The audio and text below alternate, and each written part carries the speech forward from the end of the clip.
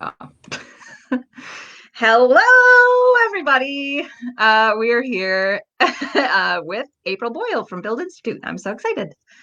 I also have been every week that we've been doing this, I've been trying to get a little bit more like Ellen DeGeneres, where how it'll come back from commercial break and then she'll be like, we were just having this great conversation that you guys missed. And so now I'm like, I wish that I was doing that. I thought you were going to say we have to dance. Oh, maybe that'll be phase three of the plan. Right now I'm just trying Right. to look like we have like secret side conversation, even though we do have secret side conversation. We But do. cool. Okay. I feel like you will be better at talking about build than I will, but I will just say that I April is a joy to work with and is someone that like I constantly go to for guidance on running a business, on supporting small businesses, and a lot of the topics that just like really matter to the business community. So it would be great if you would tell just a little bit about Build Institute so that everybody knows what you do. Sure. Well, first of all, thanks, Emily, for having me and for the kind words. I really appreciate this opportunity to check in with you and talk about small business and the importance of our small business community to the economy and to neighborhoods and Mm-hmm. to our cities. So, Build Institute is an idea activator, small business accelerator. We focus on four pillars of launch, learn, connect, and fund. And we help mostly women and people of color of low to moderate income with micro enterprise and Main Street business development. And so we do that through education, access to funding, building networks, um, pop up experiences, so like proof of concept and minimum viable product, Mm. and then making sure they have the support that they need through ideation and then business planning and then launching and also helping them with customer discovery and understanding who their market is, who their competition is. To date, we've graduated about 2,000 people through our various Oh, programs and just a couple. couple thousand. Yeah, We're just getting started though too, which is really exciting. Although yeah. COVID-19 maybe has thrown a wrench in that, but Mhm. necessity is the mother of invention. So it'll be exciting to see what new things come of this, what innovations, how people are pivoting. And then, it is inevitable that some of these businesses may not make it, but we're going to be here to help them through that process. Yeah.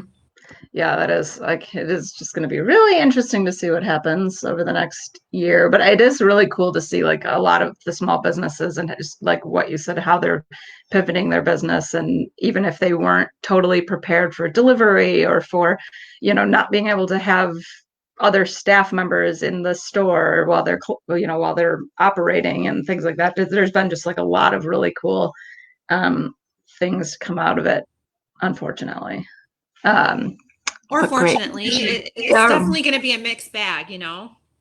Yeah, I was talking to somebody who was kind of saying how a lot of businesses that probably should have been a little bit more like using different platforms or having a little bit more automated systems and things, but just weren't like maybe smaller accounting firms or something like that, where they're doing a lot of things on paper, now are kind of being forced to like, okay, like yeah, that's you can't necessarily operate like that in the longer term. And so they're kind of being forced to retool, which has been interesting. It'll be interesting to see how that plays out. Okay. Yeah, So, we've seen what is it like 5 to 10 years of innovation and evolution in like 5 to 10 yeah. basically. Yeah, So it has been a kick exactly. in the butt. I know for us as an organization too, we've been wanting to take a lot of our programs virtual, and it's just always been on the back burner. And now we've had to figure out a way to do it, and we have done it. And so Yeah. I think that's a good thing. Yeah. We'll all just look 5 to 10 years older. It'll like we will look Look like at it's my been gray actually hair. 5 to 10 years. I know. I do love though that now all of a sudden I'm getting all of these, like I don't color my hair, but like I've been getting all of these like pop-ups for that like Madison Rose or whatever it's called Yeah. of like, do you need to color your hair at home? You could probably Right. buy stuff from us. And I'm like, man, they are on it. They were like day one, just like, oh, everyone is going to have some problems with their hair.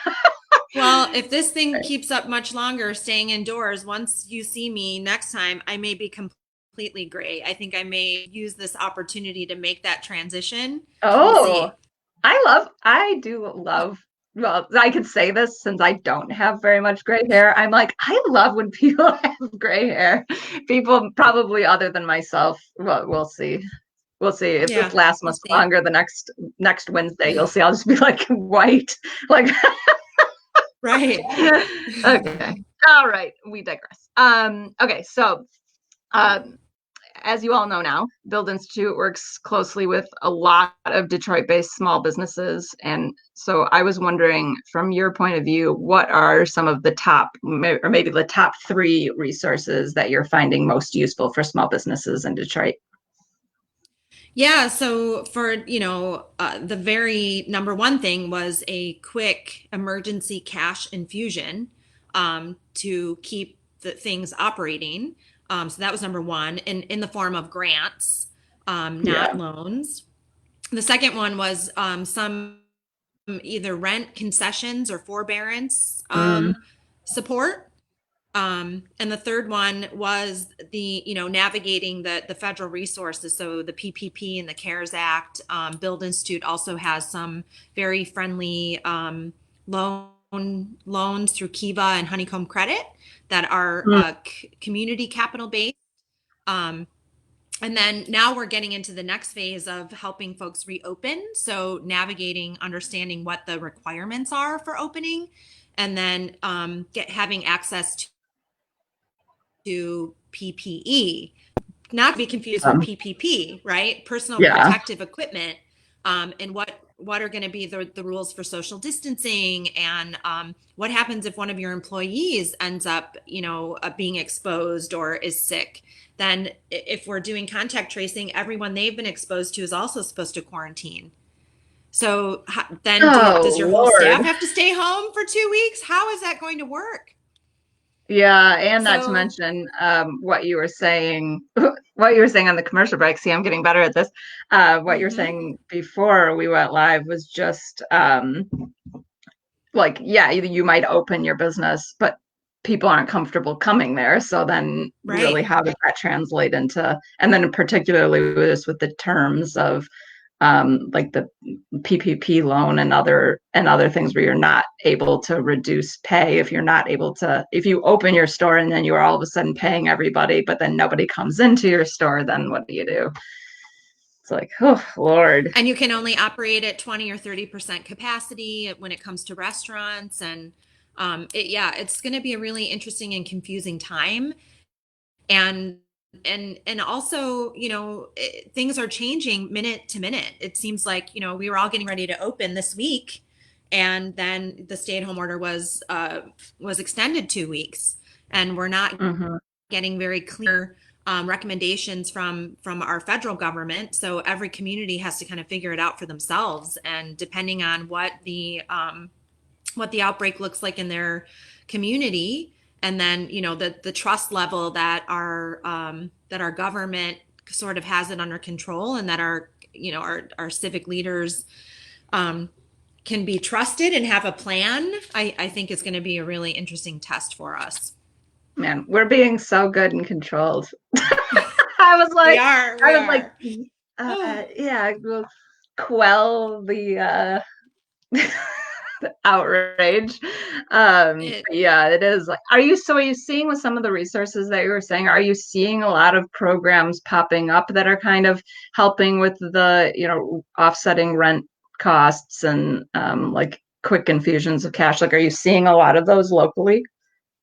yeah, I mean, Detroit is so fortunate to have a very robust entrepreneurial ecosystem. We have a very engaged philanthropic sector. We really care Yeah. about the small business community in Detroit, and it really was beginning to flourish. And this was a devastating and unexpected blow. But I think because our ecosystem was working so closely together and was coordinating even before this happened, the NEI Tech Town put together a relief fund that Build Institute was on the committee for that. Michigan Women Forward is doing a Yeah, I local just saw fund. that. Resilience Fund. Invest Detroit is helping with local developers and commercial real estate. There are, the counties are coming up with some grants. So I know Oakland County, Wayne Hmm. County, probably Washington Yeah, as well. yeah, And so there have been lots of supports and resources. It's just been difficult to navigate. Because there have been, really great opportunities, but then there are some that are just not so great. So helping each individual business navigate those, because they all have their own uh, stipulations and the thing that we've learned, and we've as Build Institute have been preaching this and teaching this for the last 8 years, is luck favors the prepared. So making sure you yeah, have your house in order, your paperwork, your all of your cash flow statements, and all of that. Because you never know, disaster preparedness, but also, the economy, yeah, um, but also for positive things. If you get an opportunity to grow your business, if you have that stuff in order, it's going to be a lot easier. If you've got to dig around and figure it out while the world is kind of falling apart around you, it's much more difficult. So yeah, yeah. It is really funny too because I think a couple years ago, I think it was like in 2018, I had drinks with Chris Ryzik. Do you know Chris, right? mhm. And he is the CEO at Renaissance and one of the founders at Renaissance Venture Capital. And we were talking about how like he was thinking, there's going to be a recession starting in a couple of years. Like, you see the cyclical nature of things. You just have to make sure like, and he was kind of giving me some guidance on setting up entry point and like saying how, oh, you just want to make sure that you're ready at that point for when that happens. But at the time we were kind of thinking, oh yeah, like this will happen and then like you'll start to see a slow decline. Never would I ever have thought when we were talking about, and he was No. he was totally right. Never would I have ever thought it'd be like global pandemic happens, Right. causes a recession. Like what? Yeah, everything will shut down immediately. Even if you told me that on March 1st, I would have And been for like, months. I mean, yeah, I remember, my God. when we first shut down, we thought, oh, 2 weeks, 3 weeks. But now it's months, literally months, and it may take months for us to reopen. Yeah. There is not enough boxed wine in the world for dealing with this, I'll tell you that. Yes, day drinking is at an all-time high. Yeah, exactly. Yeah, so I think those are really great things to mention. And I think people can find out more information on those resources between like your website and our website and Invest Detroit and Tech Town and NEI and Michigan Women Forward. And I think like everybody now seems to have like lists of resources on their website that they just kind of keep maintained, Everybody does. which is helpful. So um, cool. Next question.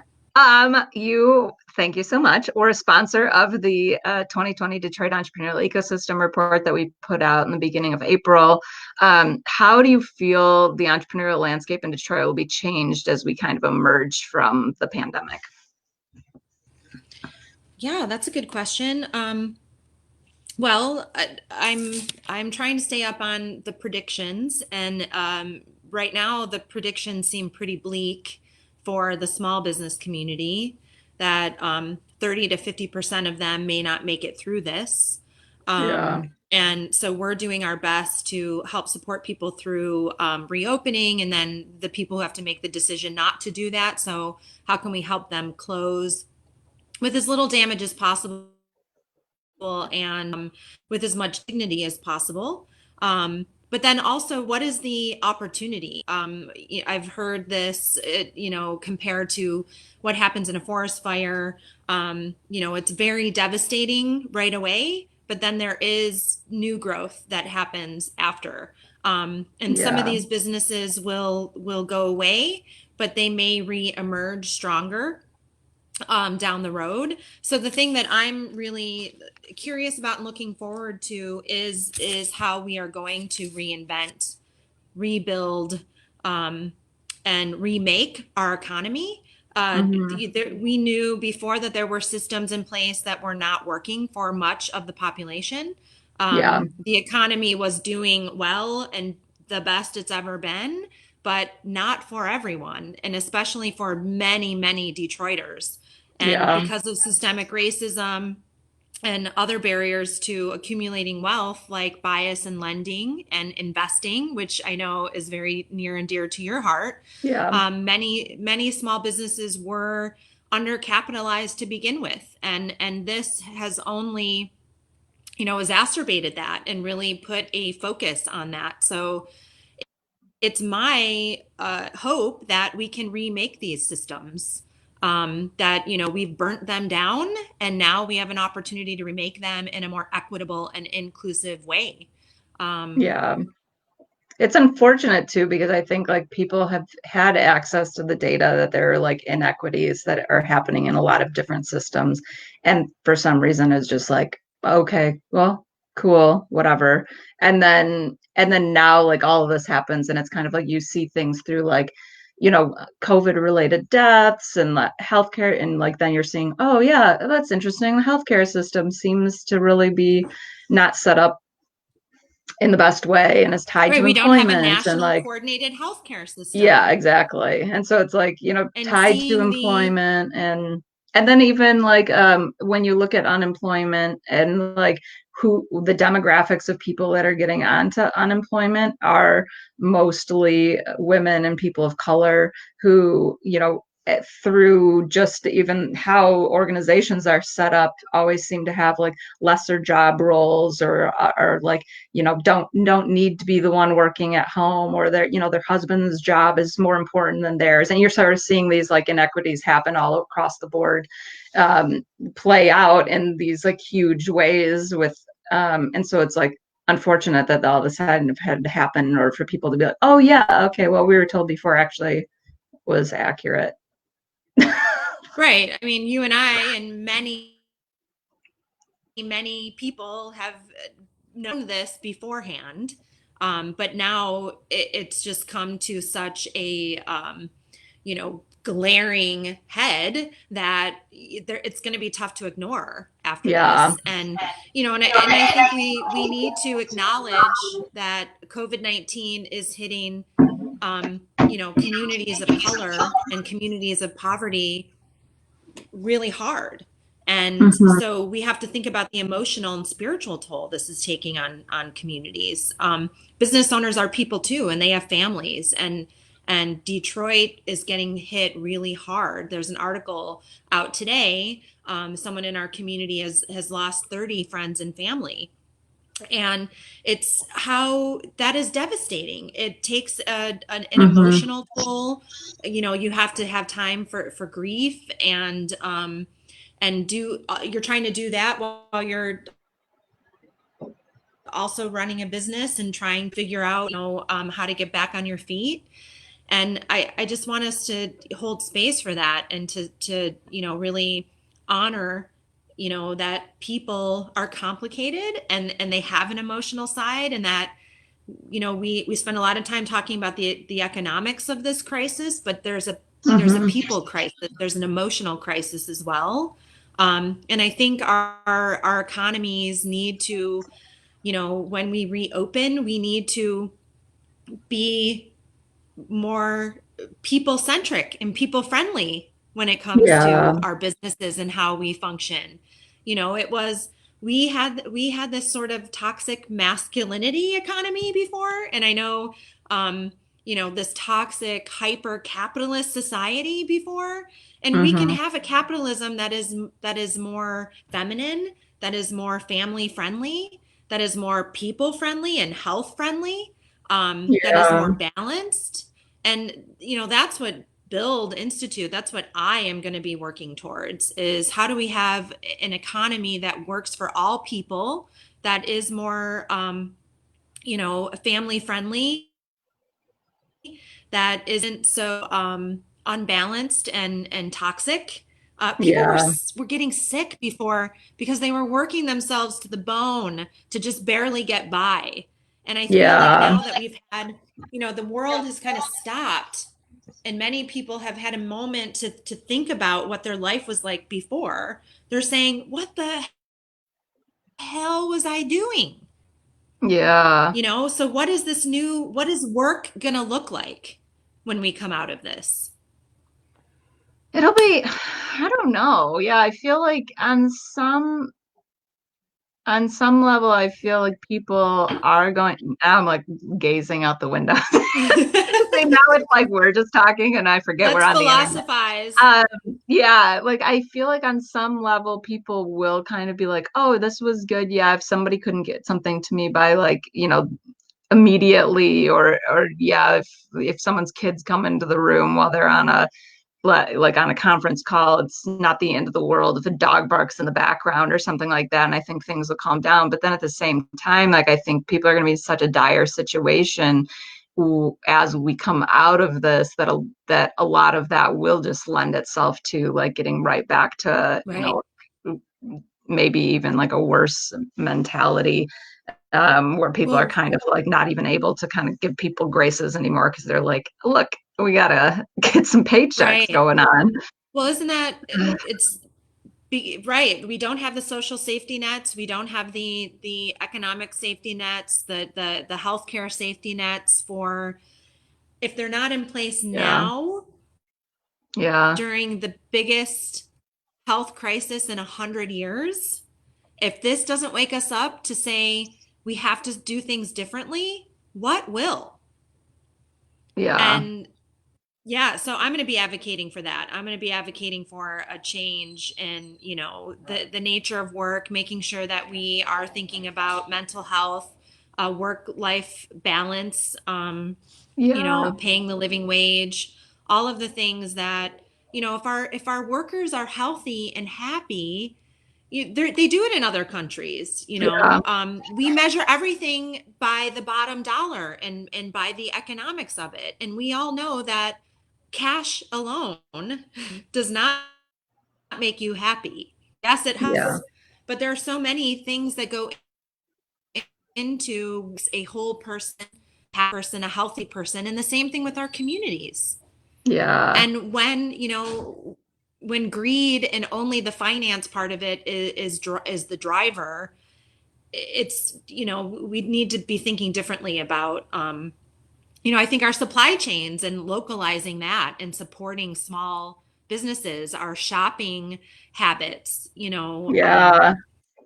I think people those are are things. definitely realizing that a lot right now too, as they're seeing like the businesses that they view as kind of the fabric of their neighborhoods or the fabric of their downtown areas are struggling big time and might not, like once everything reopens, we might see a lot of the, institutions that are like, oh, this is exactly like you can't have a downtown Detroit without, you can't have a downtown Right. Ann Arbor without, like you might see some of those businesses close. And so I think a lot of people are kind of realizing that and are trying more now to focus on shopping locally and not necessarily just going to Amazon when they need something that they, go to the local toy store, go to the local, um, I have young children, so I'm like, what other stores are there? Like go to the local toy store Right. or We're go going, like where else do I to go? the other places I'm sure that exist. Um,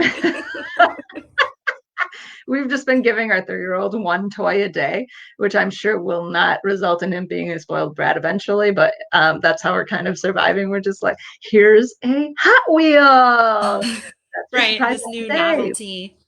Yeah, he's been asking every afternoon, like, where I didn't get a surprise today. And I'm like, oh God. But anyway, okay, so next question.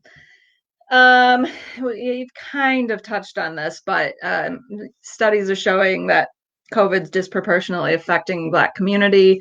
Demographics of Detroit versus the tech community is something we focus on a lot in our research. And as an organization, you have, even prior to all of this, really focused on supporting Black-owned businesses. So what do you guys typically, and kind of moving forward, what does Build Institute do to support Black-owned businesses? Yeah, so I think we did touch on it, before COVID, things were um, challenging for Black owned and women owned businesses, given Yeah. the systemic racism and the bias in the system for accessing investment and also loans. It's very well documented in the research that the funding, venture capital funding only goes to 2%. Maybe that's changed a little bit. Loans are still heavily, not going to women and people of color. And so many of the businesses are just undercapitalized. So Build has been working on alternative access to capital through Detroit Soup, which is a micro granting dinner, which we're having. Actually, thank you for Yeah, asking, Emily. I'm going to plug this I know. I was this like, isn't it Sunday. this Sunday? This Sunday, Sunday. So, Sunday. yay! We'll see if that translates to a virtual event. We're going to try it, but we have 4 great projects that are going to be presenting, and you pay $5, make yourself some soup at home. You get to vote, and the winner gets the money. And we have some matching funds through the Right, Knight look at that. Foundation, and so that'll be fun. Woo! Yay! Breaking Yay! Yeah, news. we've got the Yes. little thing. I'll turn that off though, because it's really bizarre land. But yeah, that And is really soup. cool. Soup is. Oh, go ahead. Oh no, go Well, explain more about what it is. yeah. So soup is, it's more of a grassroots thing. It's a very, an early stage idea. But it helps with a couple things. Cash, get a quick infusion of cash of 1,500 to $2,000. Connections, and then some confidence for that founder to be able to Yeah. pitch an idea and get some backing behind it. And then we also have Kiva. We're a Kiva hub. Kiva is an international micro lending platform, zero interest, zero fee loans that are crowdsourced. So you and I get to invest in businesses that we care about or want to see happen in our community, $25 at a time. Those loans are paid back, and then we can re-lend over and over. I have about $200 on the platform for about the last 10 years, and my loans have been reinvested to the tune of about 2,500, $3,000. Hmm. And we also have some matching funds on the back end of that program. And then we also really want to help people build wealth and ownership, and so we're partnering with Honeycomb Credit, and this is a loan, but you also get a return as an investor. So we have a loan that's going live this week. So individuals like you and I, you don't have to be an accredited investor to put some money into a local small business, and then they'll pay you back over time, and you get a bit of a return. So we're betting our money on community capital. We think some of the traditional lending institutions have let people of color and women down, and in some of the sectors that really matter to our communities. So, Mhm. Lifestyle businesses, restaurants, cafes, boutiques, things like that traditional lenders just kind of turn their nose up to. Mhm.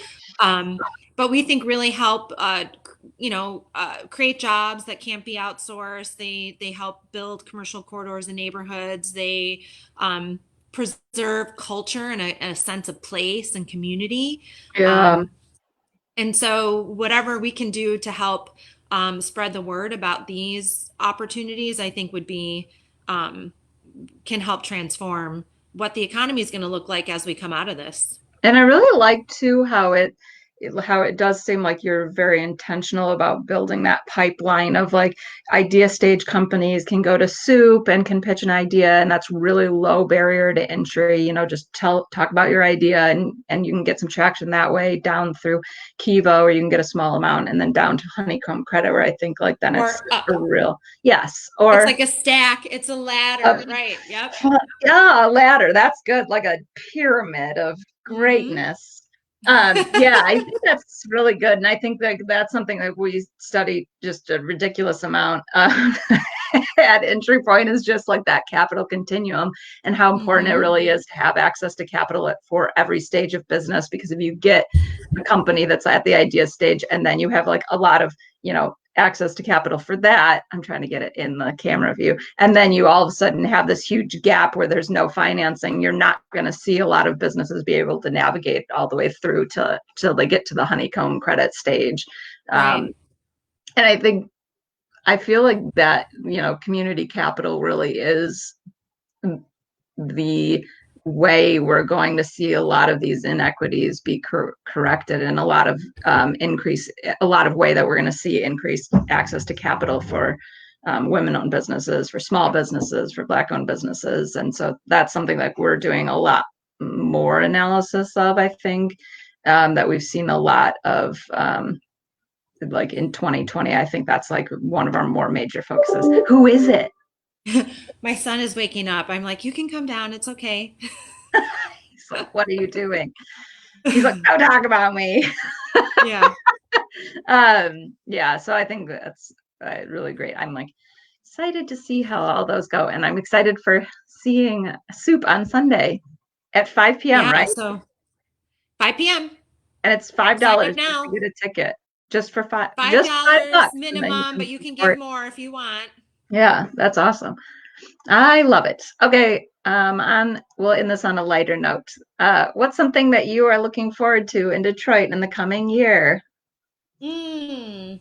Well, besides remaking the economy and seeing, Besides that, like an event or besides something. that, oh my gosh, I can't wait. Well, I'm so looking forward to going to Belle Isle, to taking a walk down the riverfront. Um, those are some of the things I'm really looking forward to in the near future. And seeing my people back in Yeah. our community in Corktown. Um, the one thing that I'm a little bit, we just moved into our new headquarters last fall. Yeah. And I Oh, it's so was nice. super looking forward to this summer when people were going to be out and about, and Yeah. there's going to be some density, new people moving in, new places opening up. Um, so I'm looking forward to getting back into the space and reopening in a safe way, and supporting those small businesses in Corktown and beyond. Yeah. I miss my Good Cakes and Bakes cupcakes, and she makes some really great vegan brownies too. Hmm. Oh, vegan brownies. And really good. I feel like I'm Mm, gonna have to check those out, because so normally I'm like good. vegan brownies. I don't know about Oh, they're that. delicious. You wouldn't, if I didn't tell you they were vegan, you might not have known. Yeah, that's so good. I love that. Okay, perfect. Well, I will let you go, and thank you so much for hanging out. It's Thank been you. a This was delight. fun. I'm Let's do it always, every again. time I talk to you, I'm like, yeah, let's get it. Let's We can do seize this. the day. Cool. Okay, All I'll right. talk to Stay you safe, soon. everyone. See you. And go support a small business. Kiva, Soup, Honeycomb, go shopping, buy a gift certificate. Yes, yes, everybody.